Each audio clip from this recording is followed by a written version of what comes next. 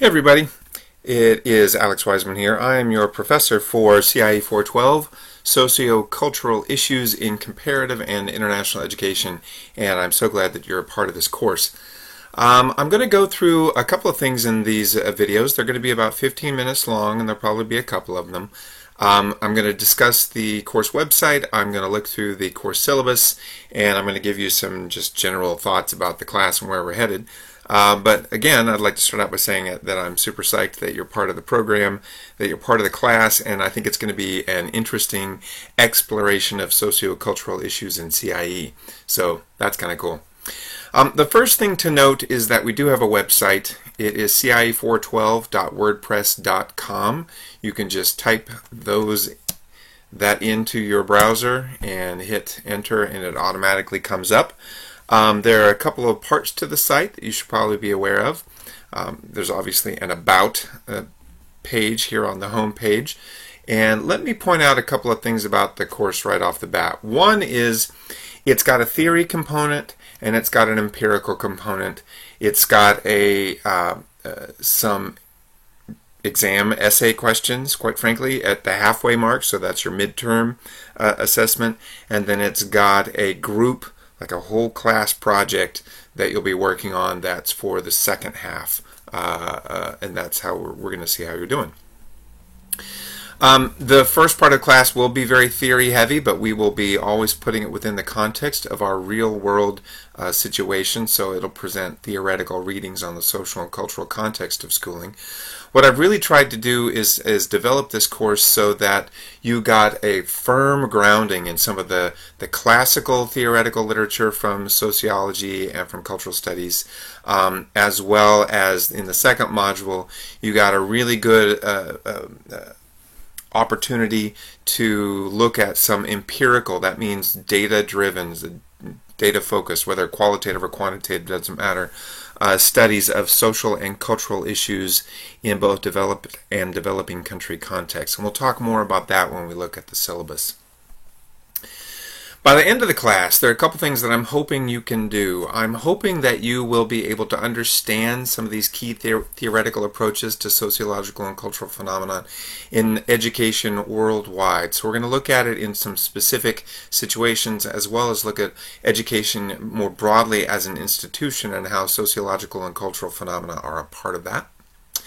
I'd like for you to be able to understand the way in which different educational systems, pedagogical approaches, and organizational structures have evolved in a variety of cultures and country contexts. I think that's really important. And so hopefully you'll be able to do that also as part of your group project. I'd like for you to be able to explain the roles that society and culture play in a country's educational development. So it isn't just a one-way or a top-down process. There's a lot of interplay. There's a system loop or a feedback loop between society, culture, and education that goes on constantly. And I really want us to be able to understand what that is and how that works. I'd like for you to be able to critically evaluate the role of society and culture on education around the world. I should say in education around the world. And using the magic of technology, it now says in education around the world. I'd like for you to be able to critically identify how mass education, that means the formal education systems that are usually administered at the government level, how mass education has a reciprocal effect on society and culture. So this is that feedback loop. It's not just a one-way process, it goes back and forth. And I'd like for you to understand how to use empirical research to investigate these sorts of socio-cultural issues in comparative and international ed, so that if you wanted to do some sort of a project of your own, you would be grounded enough in both the theoretical and the empirical literature that you would feel comfortable doing that.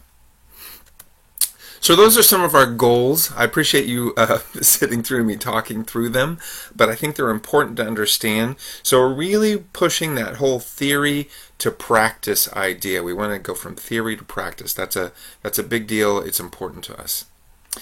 Also, if you want to know more about me, if you don't know me, or if you haven't had a chance to explore a little bit more about my background and you're wondering why is this guy teaching this class, you can find out more. There's a little blurb. There's a link to my CV. Here's a link to my website. Have a good time. All right. There's a posts and updates section on the website. This is where I will post information. If I send out a group email, like I sent this email out earlier today, if I send out a group email, I will usually try to remember to cut and paste that into the posts and updates as well, just in case it goes to your spam folder or for some reason you're not able to get email, but you can check the website. I don't know how that would work, but anyway, it's here, so you can see that. This is also a place where I can post information about what's coming up or just about talks that are being given or something else. There is a link to our syllabus, which I'll be getting to in a second, and these videos that I'm doing right now will appear right here as soon as I'm done with that. And then there's the discussion part of class. This is part of your participation grade. If you've had me before, you are very familiar with this. If you have not had me for a regular class before, I think some of you have had me in the summer when we don't do this. If you've had me for a regular class before during the regular semesters, this is something that you do every week. It is really a pretty straightforward thing. 5 sentences. Write a paragraph critiquing the comments of the person who posted right before you for that week, and then give your own comments. That's pretty much it. And there's a link for every week of the class. You can also quick jump to them just with this easy little pull down menu. All right. So let's go back to the syllabus. If you click on this, either one of these goes to the same place. Ta-da! There's the syllabus. It comes up. And I am able to edit it because I own it. You should be able to see it. You can also usually see who else is in here. So, hey, Kelly Grace, you are either in here, or actually you're kind of faded out. So probably you were in here, but you shut your computer off or it went to sleep or something. So,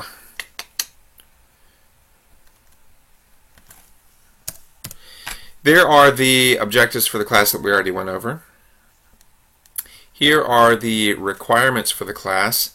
It's an advanced introductory course. There really aren't any prerequisites required, but it is something where we're not going to start from the beginning. So if you're new to the program or new to CIE, put your seatbelt on. It might be a little bit of a fast ride at the beginning, but a lot of it has to do with vocabulary and concepts, and it's really in some ways, it's a little bit like learning a new language. You just have to get some of the language under your belt and understand some of the context, and then it'll be fine. All right. I would like for you to come to class. I'd like for you to be there on time. I'd like for you to do all the readings and assignments prior to class. That's kind of important. You're obviously going to have to do everything that requires a grade, so get ready for that. I'd like for you to be respectful of everyone. I'd like for you not to be on your cell phone. I'd like for you not to be texting or emailing. If you're using a computer, which a lot of people do, just use it for class. Again, this is there's going to be short intros. I'll probably talk a lot the first or second class, and not as much in later classes. So I'm going to use this more as a discussion seminar. So I'm going to ask you to provide a lot of the discussion. There will be some formal and informal opportunities for you to do that. I want to point out that I truly believe that every student brings a wealth of personal experience and practical expertise that really does enhance the learning process and make graduate experiences more meaningful. So I'm a big fan of you. I'm a big fan of the kinds of experiences that you've had and the perspectives that you have. And I'm a big fan of people who are able to give their perspective and use evidence from the readings or somewhere else to support that. I think that's a really important skill. I think it will help you not only in this program and in your academic work, but also in the real world, and I'm using air quotes here even though you probably can't see me. So please, please, please feel comfortable bringing your experiences, bringing your expertise, bringing your perspective into the class. Just make sure that you're willing to back it up. That's cool. Academic integrity. This is a whole section on not cheating. If you are not clear about what cheating looks like or plagiarism looks like, read this, go to this link. It's important. The funny thing is that cheating and plagiarism are called collaboration and teamwork in most non-school settings.